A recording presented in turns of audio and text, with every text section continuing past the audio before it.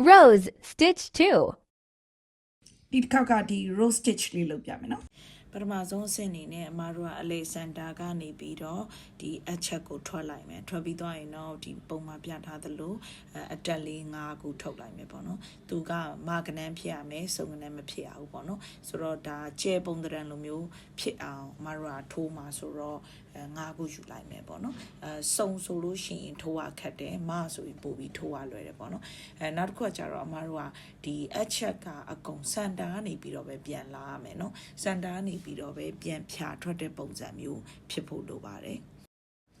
အဲ့တော့ဒီမှာအတက်5ခုလုံးပြီးသွားပြီဆိုလို့ရှိရင်အမတို့ကအောက်ကနေပြီးတော့ပတ်လိုက်မယ်နော်ဒီမှာသူကအောက်ထဲကိုထည့်ဆိုရင်ဒီကနေဒီလိုပတ်လိုက်တာပေါ့နော်ဒီကနေဒီလိုခွေပြီးရင်ဒီအောက်ထဲကိုလာနော်လာပြီးရင်ဒီလိုပဲခွေနော်တနည်းပြောမယ်ဆို2ခုလာနော်ပြီးရင်ဒီ2ခုစီလာပေါ့နော်2ခုစီလာဆိုရင်ပတ်လိုက်တယ်လို့ဖြစ်သွားတာပေါ့ပြီးရင်2ခုစီလာပြီးရင်သူတစ်ခါပြန်ပြီးတော့ဒီလိုခွေလိုက်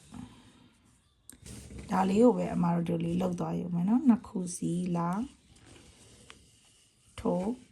2ခုတည်းလာတော့အဲ့ဆိုပုံမြန်တာပေါ့เนาะပြောမယ်ဆိုရင်2ခု